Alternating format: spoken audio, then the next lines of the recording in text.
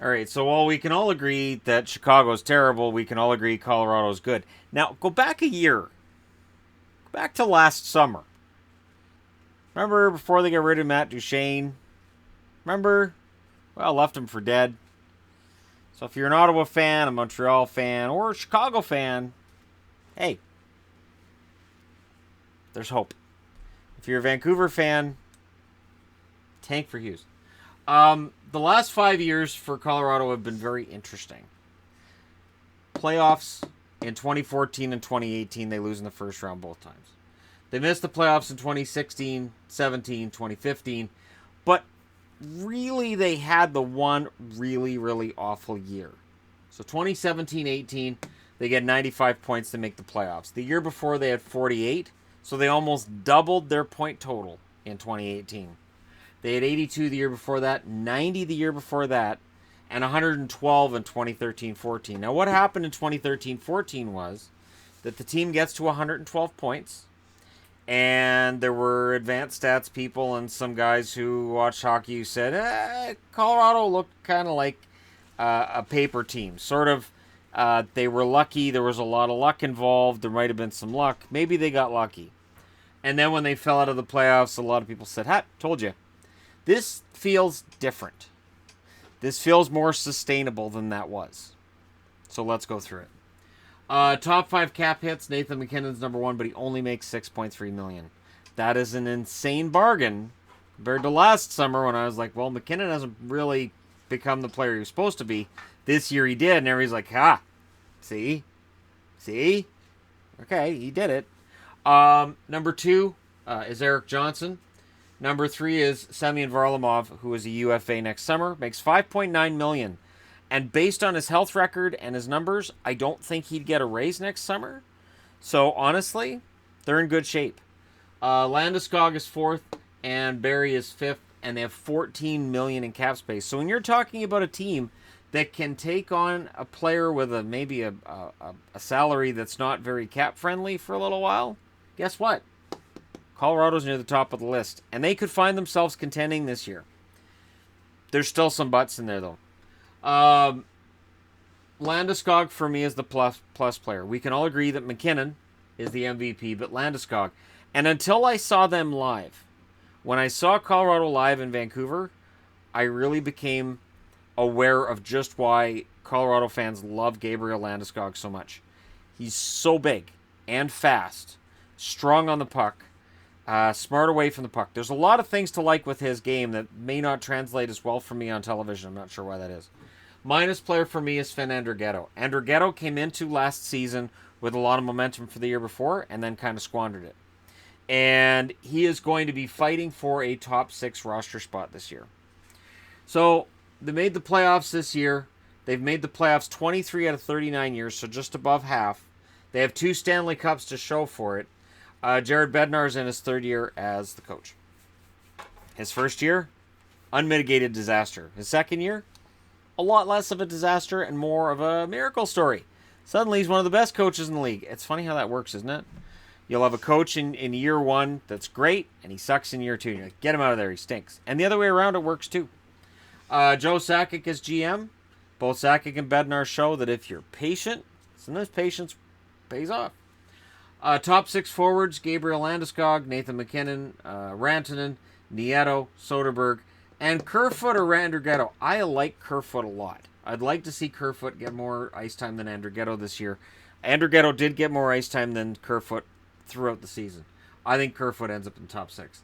Nieto, I like Matt Nieto a lot, so I'm fine with him being a top 6 forward. Blue line, this was Patrick Nemeth's coming out party last year. Nemeth, when he left Dallas, kind of left him for dead. And the funny thing is, and we'll get to Dallas tomorrow, Dallas is going to get a reputation. So they gave up Alexiak, and Alexiak became pretty good for Pittsburgh. They gave up Nemeth. Nemeth became a top guy for Colorado. And it's going to happen where people are going to say, well, Dallas can't manage their blue line because look at the guys they've lost. But there was no real indication with Nemeth that I ever saw in Dallas that he was going to be this guy. And he's been that guy. Barrie, Zadorov, and Johnson. Decent top 4. Not great. And I think that's part of it. You've got one of the best top lines in the league. You've got a decent top four on the blue line. In net, Varlamov, I think, is going to get pushed by Grubauer. And why pushed, I could see them being 50-50 in starts. Grubauer showed in Washington late in the season, not so much in the playoffs, but late in the season, that he can be a starter. And going into the playoffs, he was outplaying Holtby. That's why he was the starter for Washington. Then Holtby took over, and I think they won some games after that. But Grubauer got them there. Varlamov has had injury issues. He's had some consistency issues, and his numbers have not been great. Grubauer, on the other hand, has had some very, very solid numbers. Additions, they added both Calvert and Cole from the Columbus Blue Jackets. And, of course, aforementioned Grubauer from Washington. Decent additions. Calvert can bounce back. I think Calvert's capable.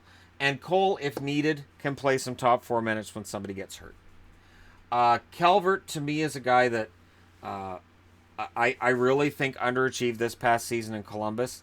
And I really think he's going to be able to bounce back somewhat with Colorado. That being said, it is so hard to call bounce back candidates and breakthrough candidates. So I have some faith in Calvert, but we'll see. We'll see if that's misguided and misplaced. Now, before I get to rookies, I need to mention this. Because Colorado fans are going to ask. Because I always get asked. Both Makar and Bowers are going back to college. They are not turning pro. Makar made that announcement in April. So while he could probably step into this roster and potentially step into a top 4 spot right off the bat, he has said, no, I want to go back to college. I want to play at least one more year and refine my game. And there's nothing wrong with that. I have no problem with that whatsoever. And it can be a very smart move for a player to make. Now, potential rookies. Hard luck Hamenev. Plays his first game with Colorado. Gets injured his first game. I like Hamenev a lot. I think he's going to end up being... Potentially, he could be top 6. We could be talking a year from now about how I got this completely wrong. Drop Nieto out of the top 6. Throw Hamenev in there, and it might have been a little closer. No, Soderberg doesn't really belong either. Jost belongs in there. There's a lot of depth there. And there's some young guys who can jump in and bump these guys down. I put Nicolas Milosh on here as a guy who could be a potential rookie. Milosh is an odd one. He was viewed as being a really top-notch prospect and then kind of fell off before he was drafted. And it doesn't seem like he gets the buzz that he did, but he has the pedigree. I think he can get a shot at an NHL job this year. He played a handful of games in the ECHL. His numbers weren't great in the American League, but I think he may get into some games this year. And AJ Greer, asterisk because he's technically not a rookie this year. Technically, not eligible for the Calder Trophy. But he's going to get every chance to make this roster and play fourth line minutes. He may be that guy that Colorado needs on that fourth line. Let's get into the votes. For first place, only 0.5% of the vote on the channel said they were going to be first, which is only 0.1% above what Chicago got. But that's where the comparisons die off. Second, 3.1%. Third, 13.8%. Fourth, 34.6% of the channel says fourth. Fifth, 24.8% of the channel say fifth. Sixth, there's 15.7% of the channel that say they're going to fall back to sixth. And 6.7% that say, nah, they're going to finish below Chicago. Which is gutsy, because Chicago got a ton of votes for last place. So the channel, there's a split. 59% those say fourth or fifth. I have them in fifth spot. But I will say this. For any Colorado fans, may be like, fifth? Why are we in fifth? I do have them making the playoffs. I do have them barely edging out the Calgary Flames. I do think that the Central Division is going to be stronger in the Pacific this year, and that'll show then.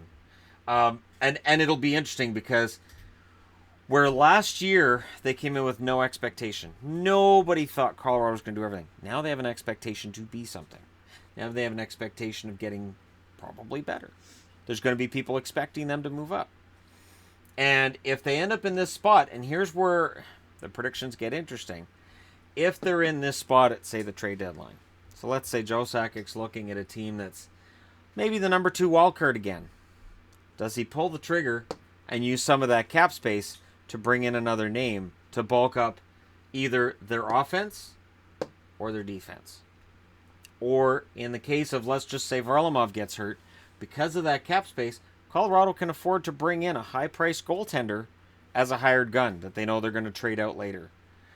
Colorado right now is in the best position that I think this franchise has been in for a very, very long time.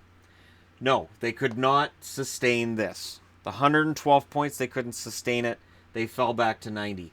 This year they got to 95. They get into the playoffs on the last day with a victory over the St. Louis Blues. I think this is sustainable. I think they're where Colorado is. I think they can build from that. And I think they can get better. And yet here we are picking them 5th. You guys picked them 4th, though, and I'm picking them 5th. So I'm taking a risk where 21% of people say, Shannon, you're a bit low. 24% are saying, you know what, you're just about right. And that means that over 50% of the people watching this are going to be saying, you got them too low. They're just too low. But not that many are going to be saying they're that low. It's only 3.6% that think they're going to be top 2 in the division. And we'll see. I honestly think they could finish anywhere. The Central's so tough to pick. I really think these teams are going to be closely bunched up. And I think we're going to see some of the most hate-filled games of the year, but featuring Central Division teams. That being said, the one other thing that I kind of wonder about is the sandpaper up front. I know Landeskog can do that. It's one thing I look at when you're bringing in so many young guys. You have to kind of make sure they're protected, and I'm not talking about an enforcer. I'm not talking about like a Zach Ronaldo type. Just it is one thing I wonder about with Colorado, and we'll see how it works out for them. But we'll see if Hamenev pushes his way into the lineup, and which young defenseman might just break into that top 4. Because I think there's still an opening to push maybe Zadorov down to 5 kind of thing. We'll see, though. It's going to be a very interesting year for the Colorado Avalanche, and it's going to be an interesting year for Sakic. Because a year ago, we were all saying, hey, get rid of him, he's a bum. And now, I haven't heard it not once. You can't fire a guy when his team has improved by 47 points from the year before. So I don't think they're going to fall back, but isn't it weird, a year apart, and Chicago and Colorado have kind of switched spots in the standings, and we don't expect them to switch back. Let me know your thoughts in the comment section below. Don't forget to hit like and subscribe if you're browsing your way through, you just happened upon this video. Thank you guys so much for watching. I'll talk to you again soon.